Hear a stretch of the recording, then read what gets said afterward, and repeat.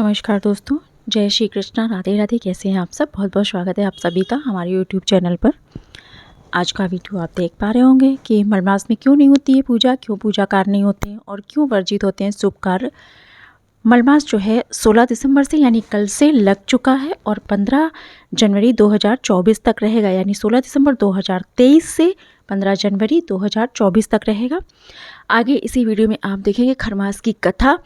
अगर आप पूजा करते हैं तो विष्णु भगवान की, या वैसे भी आप अगर खरमास के महीने में इतने पूरे दिन रोज़ एक बार सुबह खरमास की कथा करनी चाहिए, बहुत शुभ होता है, सभी मनोकामनाएं पूरी होती हैं। तो आगे बढ़ते हैं वीडियो की ओर। दोस्तों प्लीज़ आप लोग सब्सक्राइब नहीं करते हैं, क्यों आप सहयोग नहीं कर रहे हैं? आप सब हमारे चैनल, ये चैनल सिर्फ हमारा नहीं है, आपका भी, आपका अपना चैनल है।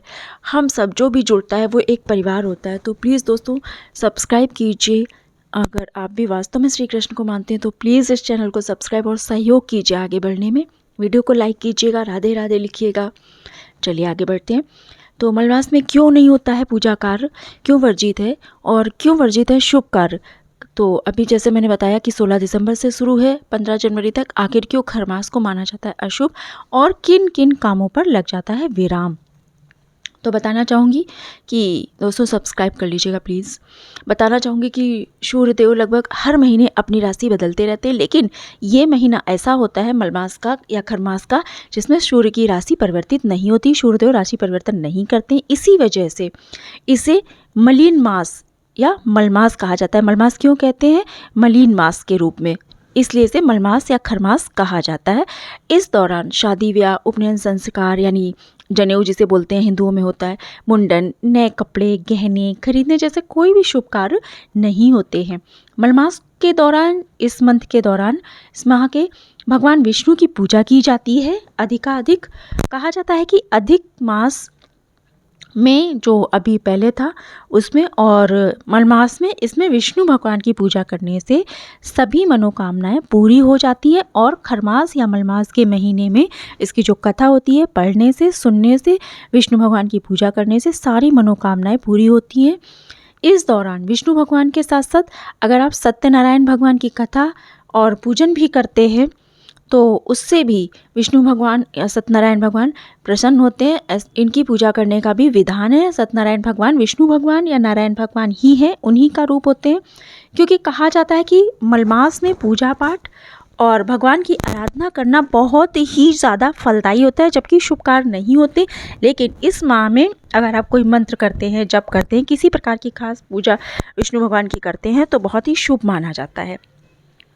अच्छा, क्यों वर्जित होते हैं शुभ कार्य? तो अभी मैंने जैसा ऊपर भी बताया कि सूर्यदेव लगभग हर महीने अपनी राशि बदलते हैं, लेकिन मलमास का महीना ऐसा होता है जिसमें सूर्यदेव राशि परिवर्तन इनका नहीं होता है। इसी वजह से इस महीने में कुछ भी अच्छे कार्य नहीं किए जाते हैं। और शादी ब्याह भी आपने देखा होगा कि हम लोगों में बंद हो जाती है इस एक महीने। इसके बाद शुरू होंगे, वो भी शुभ मुहूर्त विचार करके।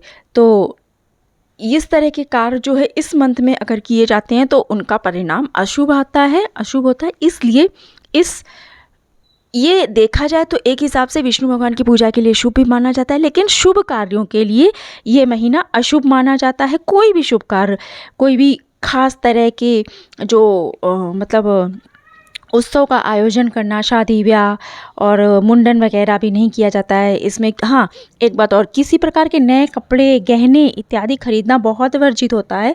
कभी भी इस मंथ में नए चीज़ें खरीदनी नहीं चाहिए। इस तरह का कोई भी शुभ कार्य नहीं किया जाना चाहिए। और एक बात और, नए कपड़ों के साथ साथ कि किसी भी प्रकार का अगर किसी को नया काम शुरू करना है, बिजनेस डालना है, शॉप खोलनी है, तो इस तरह के कार्य भी इस माह में नहीं करने चाहिए। इसके बाद करने चाहिए शुभ मुहूर्त देखकर। चलिए आगे बढ़ते हैं। खरमास की कथा।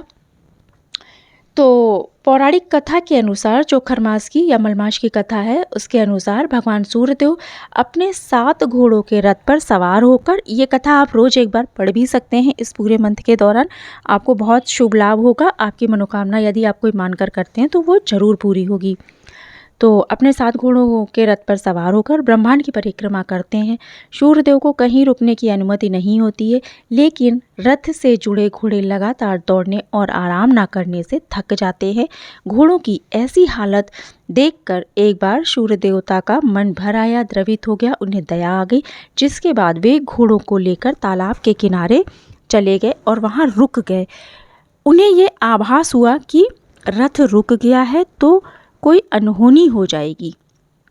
उन्हें ऐसा लगा, प्रतीत हुआ। तब सूर्यदेव ने घोड़ों को पानी पीने को और आराम करने के लिए वहीं छोड़ दिया। मतलब उन्हें ऐसा आभास हुआ कि अगर रथ रुक गया, मतलब घोड़ों के थकने के कारण वो अगर गिर गए या ना चल पाए और रथ रुक गया तो कोई अनहोनी हो जाएगी। ऐसा सोचकर उन्होंने घोड़ों को वहीं रोककर, रथ को रोककर घोड़ों को पानी पीने और आराम करने के लिए छोड़ दिया। वह रथ में गधों को जोड़ा, मतलब घोड़ों को वहाँ पर छोड़ दिया कि वो आराम करें, पानी पिएं, और उस रथ में घोड़ों की जगह गधों को जोड़ लिया। गधों को सूरज देवता का रथ खींचने में काफ़ी मशक्क़त करनी पड़ी।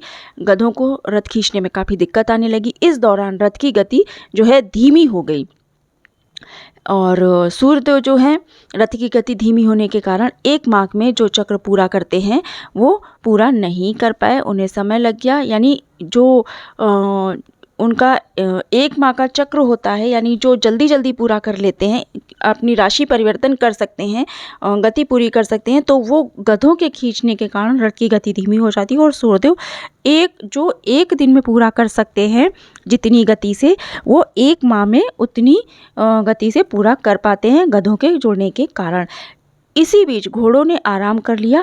इसके बाद सूर्यदेव ने पुनः गधों को रथ से हटाकर घोड़ों को लगाया और फिर से अपनी गति पूरी की, और यही सिलसिला हर वर्ष जारी रहता है। सूर्यदेव राशि परिवर्तन करते हैं और राशि परिवर्तन करने के लिए इसी प्रकार हर साल इस तरह का माना जाता है कि 1 माह के लिए जो है सूर्यदेव का रथ घोड़ों की जगह गधे खींचते हैं। कहते हैं जब सूर्य अस्त होते हैं, सूर्यदेव राशि परिवर्तन एक जगह रुके रहते हैं, राशि परिवर्तन नहीं करते हैं, गतिमान नहीं होते, तो किसी भी तरह के शुभ कार्य नहीं होते। और ऐसा माना जाता है कि इसी बीच विष्णु भगवान जो है आराम करते हैं। लेकिन विष्णु भगवान की पूजा बहुत शुभ मानी जाती है इस मलमास के दौरान। तो अगर आपकी भी कोई मनोकामना है तो इस माह के दौरान पूजा अर्चना जरूर कीजिए। दोस्तों, सब्सक्राइब कीजिए, लाइक कीजिए।